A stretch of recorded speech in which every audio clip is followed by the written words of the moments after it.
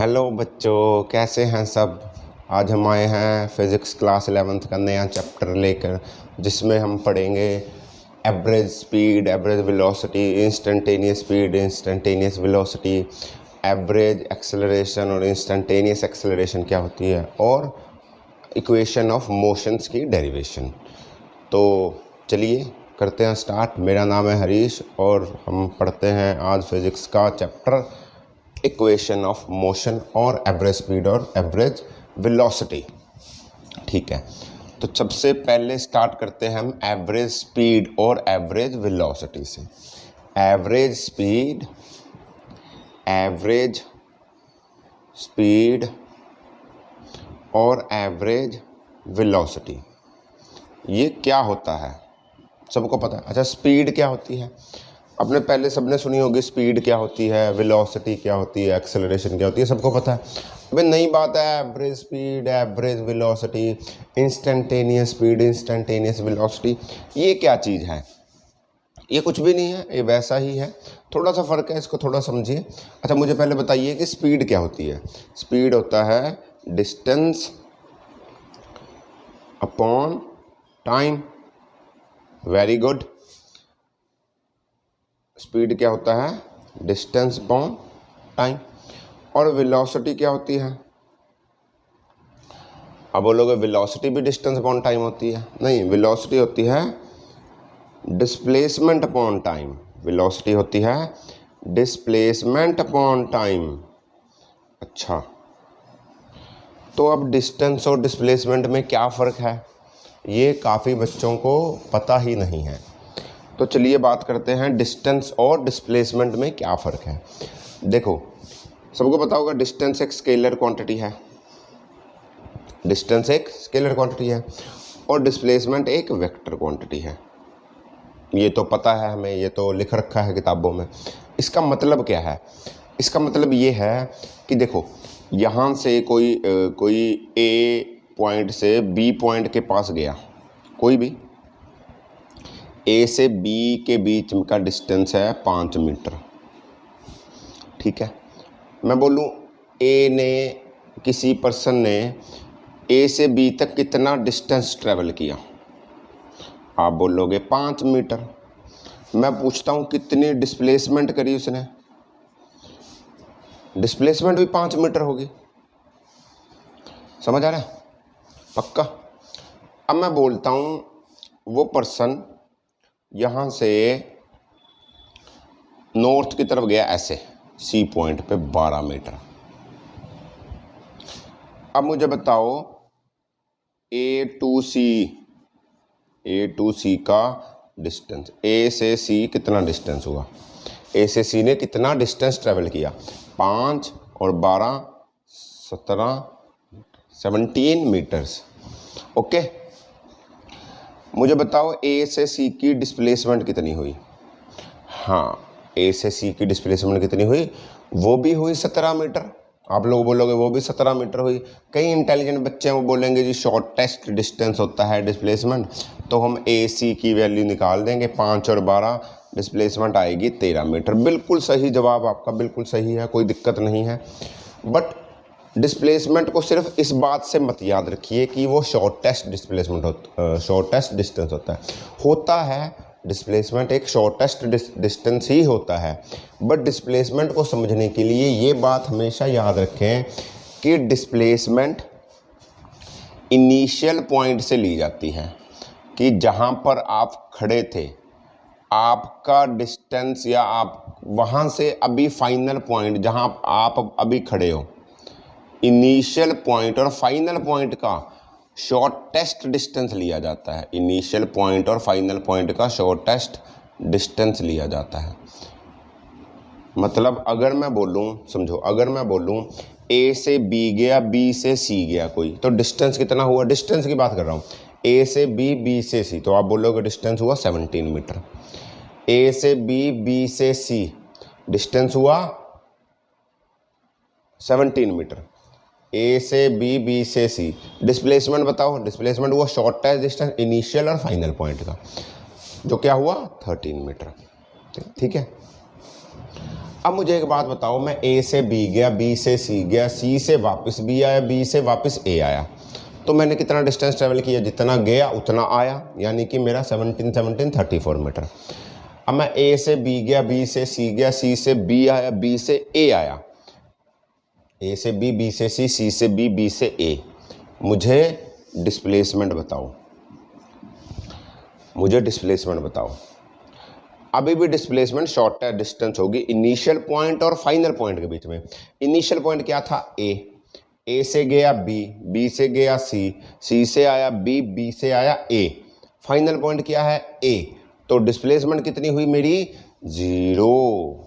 इस बात को याद रखना, जब कोई भी पर्सन, कोई भी ऑब्जेक्ट जहाँ से चला घूम फिर कर वापस वहीं आ गया तो उसकी डिस्प्लेसमेंट 0 होगी। हर हालत में उसकी डिस्प्लेसमेंट 0 होगी। डिस्प्लेसमेंट एक वेक्टर क्वांटिटी है, इसकी डायरेक्शन होती है। डिस्टेंस कभी भी नेगेटिव नहीं हो सकता, डिस्प्लेसमेंट नेगेटिव हो सकती है। कैसे हो सकती है? देखो, मैं ए से बी गया 10 मीटर, ठीक है, बी से वापस आया, ए से आगे निकल गया सी पे, ऐसे यहाँ से मैं निकल गया 5 मीटर आगे। अच्छा, ए से सी का डिस्टेंस बताओ वाया बी, ए से बी, बी से सी, ऐसे डिस्टेंस बताओ। तो ए से बी गया 10, 10 से 15 वापस आया तो 25 मीटर। ये ए से सी का डिस्टेंस हुआ। डिस्टेंस ए से सी की डिस्प्लेसमेंट बताओ वाया बी। ए से बी गया 10 मीटर, बट बी से मैं वापस ही आया, ए से सी डायरेक्ट नहीं गया मैं, ए से बी गया, बी से सी आया। डिस्प्लेसमेंट बताओ। तो आप बोलोगे 10 ये गया, 15 डिस्प्लेसमेंट 25। नहीं, शॉर्टेस्ट डिस्टेंस लेना है इनिशियल और फाइनल पॉइंट। इनिशियल ए, फाइनल सी। ए से बी जाए कहीं भी, हमें उससे फ़र्क नहीं पड़ता वो ऑब्जेक्ट गया कहाँ, कहाँ घूम कर आया, कोई फ़र्क नहीं पड़ता। ये मेन बात यह है कि वो कहाँ से चला और फाइनली कहाँ पर पहुँचा। तो इनिशियल ए, फाइनल सी, तो इन दोनों का डिफरेंस शॉर्टेस्ट यही है 5 मीटर। बट क्योंकि ये बैक साइड में गया, ए से पीछे चला गया, तो इसकी डिस्प्लेसमेंट -5 मीटर होगी। डिस्प्लेसमेंट कभी भी सिर्फ पॉजिटिव नहीं रहती, मतलब मेरा ये है, डिस्प्लेसमेंट सिर्फ पॉजिटिव नहीं आ सकती, डिस्प्लेसमेंट नेगेटिव भी आ सकती है। हाँ, डिस्टेंस कभी भी नेगेटिव नहीं आ सकता। आप बोलोगे मुझे यहाँ से -10 मीटर जाना, नहीं, ऐसा नहीं बोल सकते आप डिस्प्लेसमेंट -10 मीटर कर सकते हो, आप डिस्टेंस -10 मीटर नहीं कर सकते। आप ये नहीं बोल सकते यहाँ से दिल्ली का डिस्टेंस कितना है, आप बोलोगे यहाँ से दिल्ली का डिस्टेंस है 250 किलोमीटर माइनस में, नहीं, ऐसा नहीं है। हाँ, आप यहाँ से डिस्प्लेसमेंट जरूर दिल्ली की -250 किलोमीटर कर सकते हो, बट डिस्टेंस कभी भी माइनस में नहीं होता, इस बात को ध्यान रखें। ये ही सारा खेल है। तो चलिए अब हम बात करते हैं अपने टॉपिक की, जो कि है एवरेज स्पीड। अच्छा, स्पीड क्या होती है? डिस्टेंस अपॉन टाइम, याद होगा। एवरेज स्पीड क्या होती है कि total distance upon total time, total distance upon total time. ऐसे ही एवरेज वेलोसिटी क्या होगी? एवरेज वेलोसिटी भी total distance upon total time होगी। आप लोग बोलोगे नहीं, average velocity total displacement upon total time होगी। अरे यार, स्पीड क्या होती है? डिस्टेंस अपॉन टाइम, और वेलोसिटी क्या होती है? Displacement upon time. तो एवरेज वेलोसिटी निकालोगे तो उस टाइम पर डिस्प्लेसमेंट लोगे, एवरेज वेलोसिटी निकालोगे तो डिस्प्लेसमेंट लोगे, स्पीड निकालोगे तो डिस्टेंस लोगे। इस बात को दिमाग में बांध लो, इसको मत भूलना, ठीक है? ओके, बस सिंपल सी बात है। एवरेज की बात करते हैं, अभी 1-2 न्यूमेरिकल लेते हैं, आपको समझ में आ जाएगा। फॉर्मूले में कुछ भी नहीं है, आप ये सोचोगे और क्या, कुछ नहीं है, बिल्कुल बेसिक सा टॉपिक है, बट डाउट्स रहते हैं इसमें। मैं बार बार बोलता हूँ, इसमें डाउट्स रहते हैं। तो चलिए करते हैं एक न्यूमेरिकल। जैसे एक पर्सन ए से बी गया v1 स्पीड पे, ठीक है, ए से बी गया v1 स्पीड पे, और बी से वापस ए आया v2 स्पीड पे, उसकी स्पीड है v2। ए से बी गया v1 स्पीड पे, बी से वापस आया v2 स्पीड पे, ए पे ही आया। आप निकालो एवरेज वेलोसिटी और एवरेज स्पीड, दोनों निकालो। अच्छा, कैसे करोगे?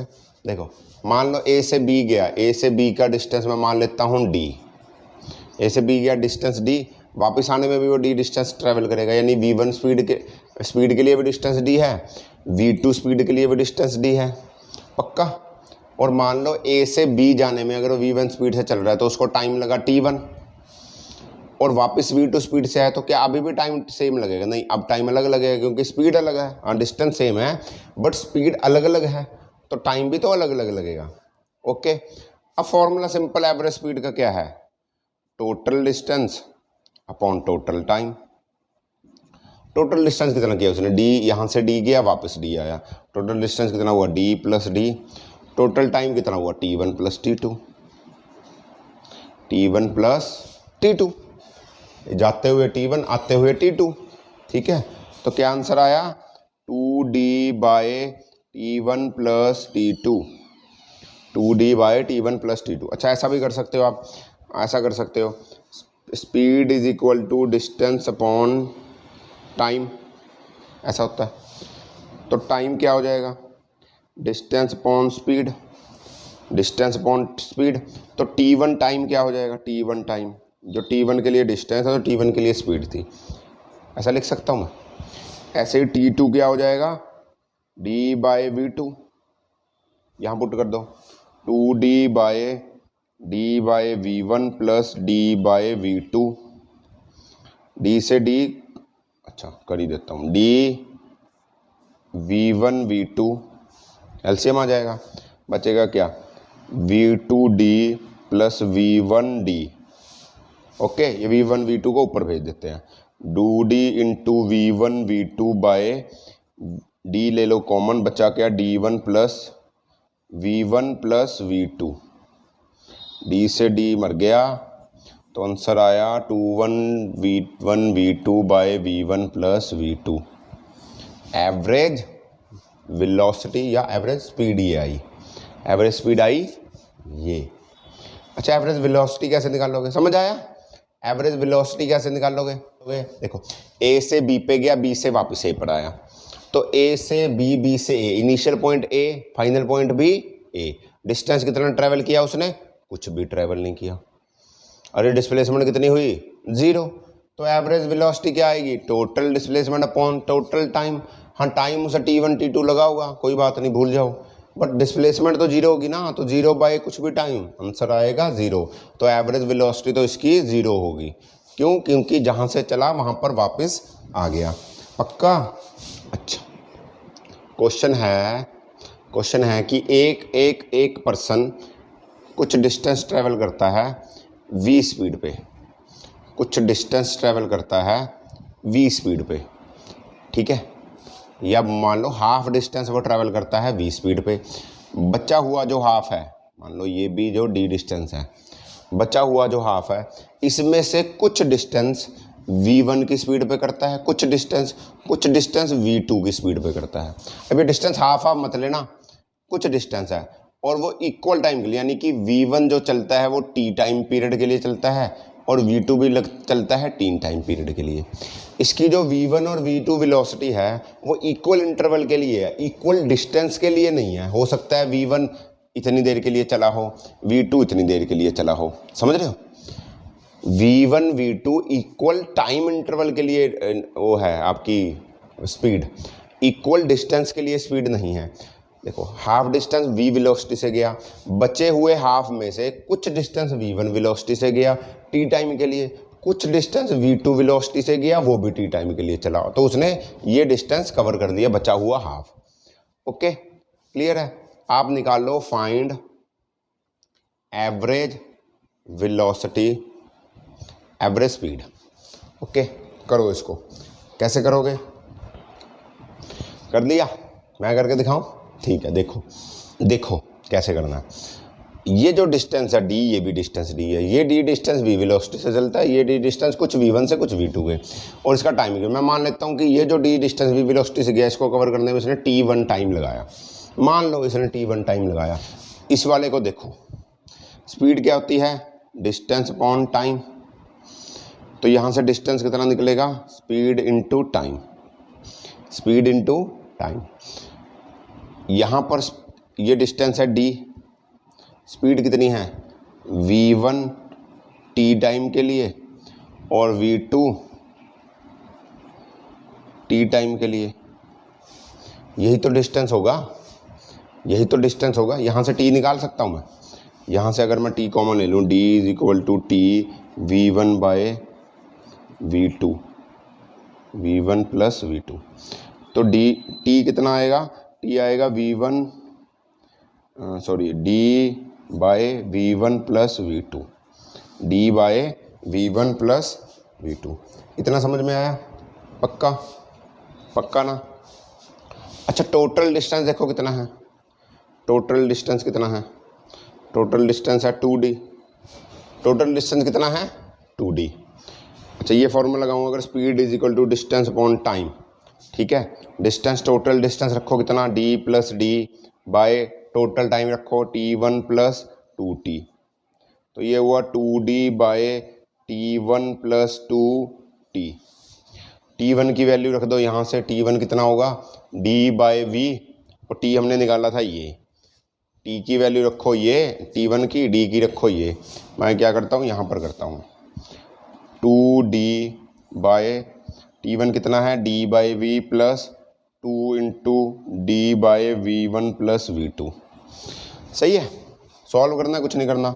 v1 प्लस v2, v ऊपर आ जाएगा, d ले लो कॉमन, d ले लो कॉमन, बचेगा क्या v1 plus v2 plus 2dv, 2d, अच्छा d तो हमने ले लिया था कॉमन, 2v, ओके। इसके ऊपर है 2d, d से d कट जाएगा, ये ऊपर जाएगा तो आंसर आएगा 2v v1 plus v2 upon v1 plus v2 plus 2v।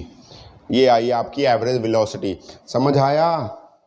नहीं आया तो इसको दोबारा देखिए, समझ आ जाएगा, ठीक है। चलें आगे, ओके। इसको करते रहें, क्वेश्चंस बड़े सारे हैं बुक्स के अंदर, आप उसको देखिए। आपको सिर्फ कंसेप्ट समझाना मेरा मकसद है, तो प्लीज़ इसको जितना ट्राई करेंगे उतना ही समझ में आएगा। तो हम चलते हैं अगले क्वेश्चन की तरफ, जो कि है इंस्टेंटेनियस स्पीड और इंस्टेंटेनियस वेलोसिटी। अब ये क्या चीज़ है इंस्टेंटेनियस स्पीड और इंस्टेंटेनियस वेलोसिटी? ठीक है जी, इंस्टेंटेनियस स्पीड और इंस्टेंटेनियस वेलोसिटी होती है, इंस्टेंटेनियस स्पीड को बोलते हैं हम चेंज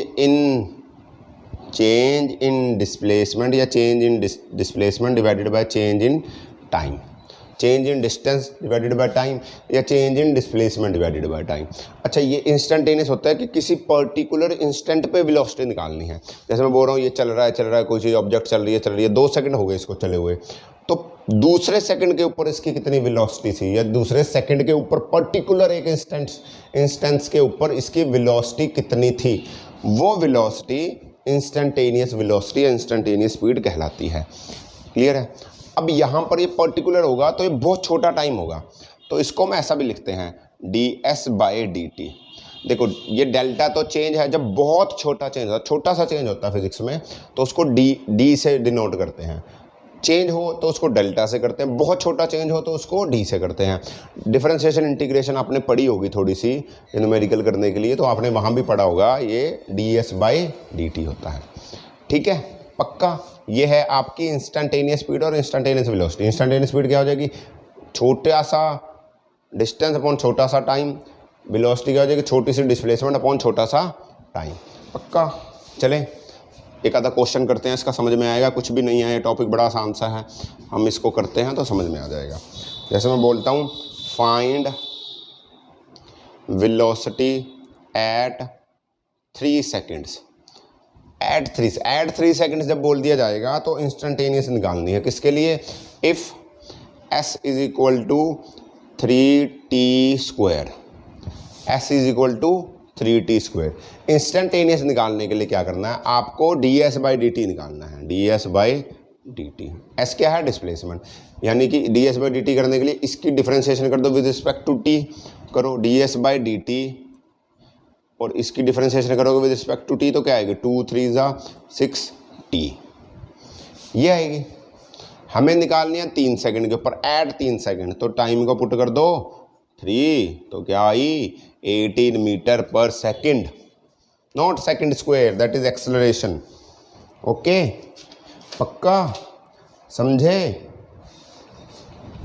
चलो ऐसा करो, एवरेज वेलोसिटी निकाल लो, एवरेज वेलोसिटी निकाल लो, average velocity, not instantaneous velocity, मैं एवरेज वेलोसिटी पूछ रहा हूँ। जब 1 से 3 सेकंड के बीच में, 1 से 3 सेकंड के बीच में, 1 से 3 सेकंड के बीच में कैसे निकालोगे, कैसे निकालोगे, कैसे निकालोगे, कैसे निकालोगे, कैसे निकालोगे? देखो वेलोसिटी जो 3 सेकंड पे होगी, या क्या करोगे, change in velocity upon change in time, ऐसे तो करेंगे, ऐसे करोगे। तो इसमें चेंज इन वेलोसिटी क्या हुई, यहाँ से यहाँ पे यहाँ चेंज हुई है, तो final velocity minus initial velocity upon final time minus initial time, ऐसे तो होगा। 3 सेकंड में वेलोसिटी आपने निकाल ली ये, 1 सेकंड में वेलोसिटी निकाल लो ये, टाइम हुआ ये, तो कितना हुआ 12/2 यानी कि 6 मीटर पर सेकंड। 1 से 3 सेकंड के बीच में उसकी एवरेज वेलोसिटी थी 6 मीटर पर सेकंड। एक क्वेश्चन और करते हैं ताकि आपको और समझ में आएगा, एक क्वेश्चन और करते हैं ताकि आपके दिमाग में और ये बात घुस जाए, ठीक है। मैं क्वेश्चन देता हूँ कि s = 5t² plus 9t plus 5, ये s की वैल्यू की बना है। Find instantaneous velocity at t = 2, find average velocity when body is at rest to t = 3 second. ठीक है जी, करिए इसको, हो गया पक्का। खुद ट्राई करें, ऐसा मत करें कि देखते रहें वीडियो और आंसर देखेंगे हम बाद में। आप इसको खुद ट्राई करिए एक बार, अगर नहीं आता तो करेंगे, प्रैक्टिस करिए, ठीक है। हो गया होगा 1 2 3, ठीक है। मैं करता हूँ इंस्टेंटेनियस के लिए क्या करोगे, ds/dt निकालोगे, सबसे अच्छा फंडा। इसको ds/dt इसको डिफ्रेंशिएट कर दो विद रिस्पेक्ट टू t, हो जाएगा, ये भी t है, हो जाएगा। तो क्या आएगा 10t प्लस t की डिफ्रेंशिएशन 1 9 और इसकी डिफ्रेंशिएशन 0, कांस्टेंट है।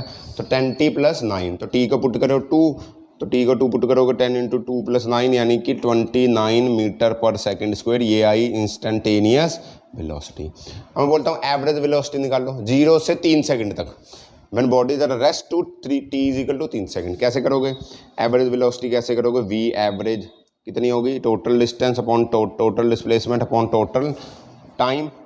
कैसे करो, टोटल डिस्प्लेसमेंट कितनी होगी, s3 - s0 divided by t3 - t0, समझे। या मैं इसको बोल रहा हूँ चेंज इन, ये सही है, सही है ये।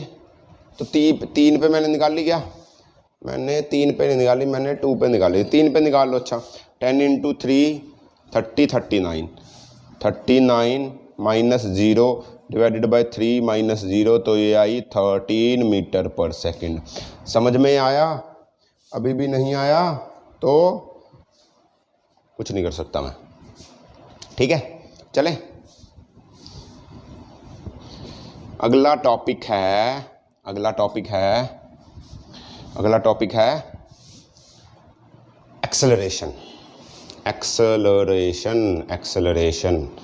एक्सेलरेशन को समझो। एक्सेलरेशन क्या होती है, एक्सेलरेशन के बारे में बहुत ही ऊंचे विचार हैं लोगों के। मैंने बड़े बच्चों से पूछा है, कोई भी एक्सेलरेशन के बारे में मुझे सीधा स्पष्ट जवाब नहीं दे पाया। हर बार ये बोल देते हैं कि एक्सेलरेशन होती है rate of change of velocity, simple, ये तो किताबों में लिखा हुआ। जब मैं उसका मतलब पूछूं तो किसी को नहीं पता, तो आप इसका मतलब सीखें। एक्सेलरेशन होती है बिल्कुल rate of change of velocity, यानी कि change in velocity divided by change in time, यही तो होती है rate of change of velocity. Rate of change मतलब उसका रेट टाइम के हिसाब से कितना चेंज हो रहा है। ओके, बिल्कुल सही बात है, change in velocity upon change in time. Acceleration का मतलब क्या है, इसकी यूनिट होती है मीटर पर सेकंड स्क्वायर, मीटर पर सेकंड स्क्वायर। इस बात को समझो कि ये जो मीटर पर सेकंड स्क्वायर है, इसका क्या मतलब है, इसका मतलब है मीटर पर सेकंड। इसका मतलब ये होता है एक्सेलरेशन का कि पर यूनिट टाइम पे, पर सेकंड पे वेलोसिटी कितनी चेंज हो रही है, वेलोसिटी कितनी चेंज हो रही है, हर सेकंड पे कितनी वेलोसिटी बदल रही है। मान लो अभी मेरी वेलोसिटी थी 10 मीटर पर सेकंड, एक सेकंड के बाद होगी 15 मीटर पर सेकंड, अगले सेकंड के बाद होगी 20 मीटर पर सेकंड। देखो कांस्टेंट वेलोसिटी बढ़ रही, 5 5 5। ये कांस्टेंट नहीं भी हो सकती, 10 से 15, 15 17, 17 से 20, ऐसा भी हो सकता है। अभी मैं कांस्टेंट रख रहा हूँ, 10 से 15, 15 से 20। कितनी वेलोसिटी जंप कर रही है? 5 मीटर पर सेकंड की, 5 मीटर पर सेकंड की। हर सेकंड में 5 मीटर पर सेकंड वेलोसिटी बढ़ रही है। ये जो हर सेकंड पे जितनी वेलोसिटी बढ़ती है इसी को आप एक्सेलरेशन बोलते हो। तो मैं इसकी एक्सेलरेशन पूछूं तो ये होगी 5 मीटर पर सेकंड, नहीं सेकंड स्क्वायर। एक्सेलरेशन की यूनिट सेकंड स्क्वायर होती है। क्यों? क्योंकि 5 मीटर पर सेकंड तो वेलोसिटी बढ़ी, कितने टाइम में बढ़ी? ये वेलोसिटी का चेंज कितने टाइम में आया? 1 सेकंड में। तो 5 मीटर पर सेकंड डिवाइडेड बाय सेकंड, तो इसलिए मीटर पर सेकंड का स्क्वायर बन जाता है। इसलिए एक्सेलरेशन की यूनिट मीटर पर सेकंड स्क्वायर है। क्लियर? पक्का? एक्सेलरेशन भी एवरेज एक्सेलरेशन, इंस्टेंटेनियस एक्सेलरेशन निकाल लेंगे सेम वैसे के वैसे ही, ताकि आपको समझ में आए। वही कंसेप्ट, वही फॉर्मूला, वही इंस्टेंटेनियस, वही एवरेज, वही घिसी-पिटी कहानी। जैसे मैं बोलता हूँ कि वेलोसिटी गिवन है 4t³ माइनस 3t²। अच्छा, इंस्टेंटेनियस एक्सेलरेशन निकालने के लिए क्या करोगे आप?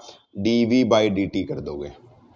देखो, इंस्टेंटेनियस वेलोसिटी निकालने के लिए क्या करते थे? ds/dt करते थे। अभी dv/dt कर दोगे, क्योंकि ये छोटा सा चेंज इन वेलोसिटी अपन छोटा सा चेंज इन टाइम। अच्छा, पहले तो इसकी निकाल लो एट एक्सेलरेशन, निकाल लो एट 2 सेकंड पे, निकाल लो। इंस्टेंटेनियस एक्सेलरेशन पूछी ना, एट बोल दिया, तो क्या करोगे? dv/dt कर दोगे, तो ये हो जाएगा 12t² माइनस 6t। टी को पुट कर दो 2, 2 2 ज़ा 4, 4 12, 4 ज़ा 48 माइनस 12, कितना आया? 36 मीटर पर सेकंड स्क्वायर। 2 सेकंड के ऊपर इसकी एक्सेलरेशन है 36 मीटर पर सेकंड स्क्वायर। अगर मैं बोलूँ एवरेज एक्सेलरेशन निकालो 0 से 3 सेकंड तक की, 0 से 2 तक की ले लो, चलो एवरेज एक्सेलरेशन। ये तो इंस्टेंटेनियस थी, तो क्या होगी एवरेज? क्या होगी? ये कैसे करेंगे, ये कैसे करेंगे, ये कैसे करेंगे? इसको करेंगे v2 minus v1 upon s t2 minus t1 is 0। v2 कितना आया था? ये आया था माइनस 0, और t2 कितना? 2 माइनस 0 कितने आया? 18 मीटर पर सेकंड स्क्वायर। दोबारा बोल रहा हूँ, एक्सेलरेशन की यूनिट मीटर पर सेकंड स्क्वायर कैसे होती है? पर यूनिट सेकंड में कितनी मीटर पर सेकंड वेलोसिटी चेंज हुई। वेलोसिटी चेंज होना, ये चल रहा है ऐसे, ये यहाँ पर अभी चल रहा है, इसकी वेलोसिटी चेंज होगी तो कितनी चेंज हो गई? 1 सेकंड में, या कुछ भी यूनिट टाइम हो सकता है, तो वो उसकी एक्सेलरेशन कहलाती है। अगला टॉपिक करते हैं, इक्वेशन ऑफ मोशंस की डेरिवेशन। इक्वेशन ऑफ मोशंस की डेरिवेशन सबने पढ़ी होंगी। Equation of motion 10th class में आप पढ़ते आए हैं, अभी हम करेंगे उसकी डेरिवेशन। अच्छा, 3 इक्वेशन ऑफ मोशन बोलो। 3 होती है ना, पता है ना? ऐसा तो कोई बच्चा इसको ही नहीं पता कि 3 होती है कि 2 होती हैं। v = u + at, s = ut + ½ at का स्क्वायर, और एक होती है v² - u² = 2as। इनको डिराइव करेंगे, कुछ भी नहीं है, बहुत आसान मेथड है। पेपर में 5 नंबर का क्वेश्चन आ जाता है तीनों इक्वेशन को डिराइव करने के लिए, तो सीख लें। ठीक, ओके, चलें। तो सबसे पहले हम स्टार्ट करते हैं ये वाली इक्वेशन, v = u + at। ठीक है जी, v = u + at। अब आपको याद होगा, हमने एक्सेलरेशन पढ़ी थी, क्या होती थी? Change in velocity upon change in time. इसको मैं ऐसा भी लिख सकता हूँ dv/dt। इसमें किसी को कोई दिक्कत हो? पक्का कोई दिक्कत नहीं किसी को? ऐसा लिख सकता हूँ, ठीक है। तो इसमें से मैं क्या करूँगा, dv की वैल्यू अगर निकालूँ तो आएगी a/dt। अब मैं क्या करता हूँ, इसको इंटीग्रेट कर देता हूँ both sides, integrating both sides. अच्छा, ये तो पता है ना यार क्या है? ये होती है फाइनल वेलोसिटी, मुझे लगा आपको पता है। ये होती है इनिशियल वेलोसिटी, ये टाइम, और ये होती है एक्सेलरेशन। ठीक है, मतलब एक बॉडी यहाँ पर है, उसकी इनिशियल वेलोसिटी u और यहाँ पहुँची उसका फाइनल वेलोसिटी v, यहाँ से यहाँ पर वेलोसिटी चेंज हुई तो एक्सेलरेशन a, यहाँ से यहाँ पहुँचने में टाइम लगा t, यहाँ से यहाँ पहुँचने में यहाँ से यहाँ का डिस्प्लेसमेंट है s। ठीक है, इसके ऊपर डेरिवेशन कर रहे हैं ये। इसको इंटीग्रेट कर दो, integration of D V is equal to integration of A D T. देखो u से v वेलोसिटी होगी तो वेलोसिटी चेंज हुई, कितनी चेंज हुई, जितनी एक्सेलरेशन थी a एक्सेलरेशन, तो एक्सेलरेशन कांस्टेंट है तो इसको तो बाहर निकाल लेंगे। डी वी की इंटीग्रेशन करोगे तो आएगा v, a निकाला बाहर, डी टी की इंटीग्रेशन करोगे तो आएगा t, तो आएगा t, पक्का, तो आएगा t। सही है? नहीं सही नहीं है। देखो इंटीग्रेशन करेंगे तो हमें लिमिट लगानी पड़ेगी। अब ये वेलोसिटी कहाँ से कहाँ जा रही है, वेलोसिटी जा रही है u से v, तो वेलोसिटी जा रही है u से v, एक्सेलरेशन कांस्टेंट है डी टी की इंटीग्रेशन, तो ये t कहाँ से कहाँ जा रहा है, 0 टाइम होगा यहाँ पर, 0 से t टाइम तक गया होगा, 0 से t टाइम तक गया होगा, तो वेलोसिटी टाइम गया t से 0। सही है। अब इसकी वैल्यू पुट करोगे तो आंसर आएगा v minus U is equal to a और t माइनस 0। ठीक है, तो ये हो जाएगा v minus U is equal to A T plus 0, v minus U is equal to A T, यानी कि v is equal to U plus A T. यही है क्या? यही है। सही है। पहली डेरिवेशन ऑफ मोशन में किसी को कोई दिक्कत? चले आगे, चले जी। अगली है s is equal to U T plus half A T square. अरे यार अब हो गया। अच्छा याद तो रखोगे ना कि u से v वेलोसिटी पे गया, a एक्सेलरेशन, t टाइम और s डिस्प्लेसमेंट, उसी को लेते हैं। तो हम प्रूव कर रहे हैं s is equal to U T plus half A T square. ठीक, देखो v is equal to D S by D T होता है, तो डी एस कितना हो जाएगा, v into D T, integrate कर दो दोनों साइड्स को इंटीग्रेट कर दो। देखो वेलोसिटी क्या है, ये v क्या है, वेलोसिटी, v क्या है, वेलोसिटी हमने निकाल लिया है यहाँ पर। ये देखो इसकी वैल्यू पुट करो यहाँ पर, u plus A T D T और डी एस। अब इसकी कर दो डिफरेंशिएशन, कैसे करोगे डिफरेंशिएशन? कर दो।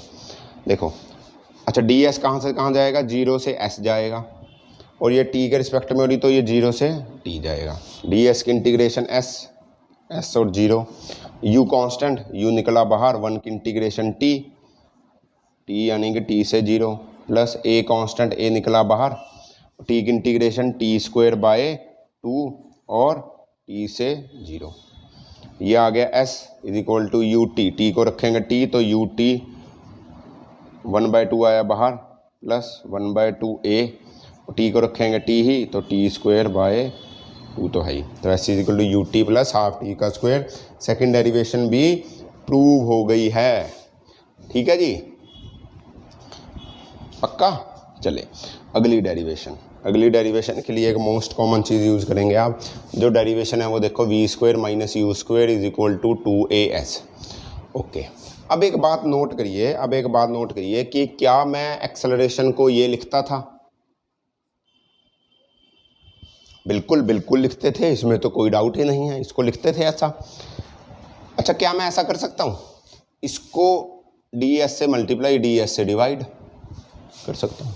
अरे कर सकता हूँ यार, मैथमेटिकल रूल है, एक चीज़ को मल्टीप्लाई और डिवाइड सेम से कर दो तो कोई दिक्कत नहीं, कट जाएगी। कर सकता हूँ मैं, बिल्कुल कर सकता हूँ यार मैं। देखो अब एक बात देखो, ये क्या है, ये D we by D S, ये क्या बनेगा? D we by D S क्या होता था? D we by D S कुछ नहीं होता था, कुछ भी नहीं होता था। हाँ मुझे पता नहीं होता था। अच्छा ये बताओ क्या होता था?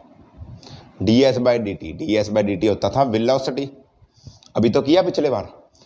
तो D we by D S, A is equal to D we by D S, इस रिलेशन को याद रखना, बड़ा काम आएगा। अभी इस इक्वेशन में भी काम आएगा, आगे भी काम आएगा। A is equal to D we by D S, a को मैं d we by D t की जगह a v D we by D s लिख सकता हूँ।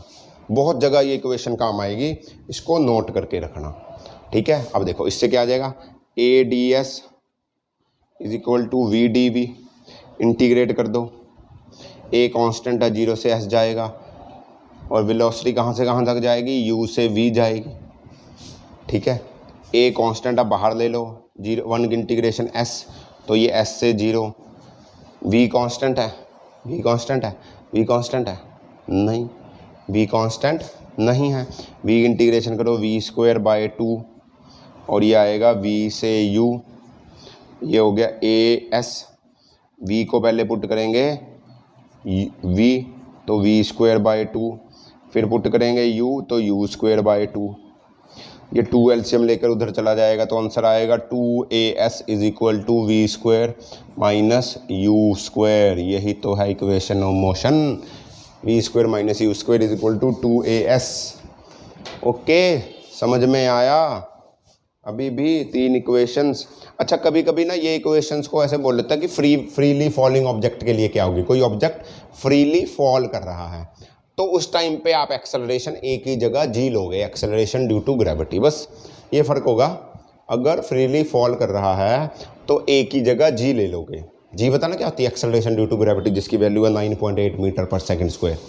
तो equation of motion freely falling object के लिए b = u + gt, s = ut + ½ gt², 2gs = v² - u² हो जाएगी। कुछ भी नहीं है, ये पता होगा आप लोगों को, बिल्कुल बेसिक सी बात है। ठीक है, पक्का? कोई डाउट? अगर डाउट है तो वीडियो को दोबारा देखना, कुछ क्वेश्चंस करें अपने बुक से उठाकर, ताकि आपके डाउट्स क्लियर हो।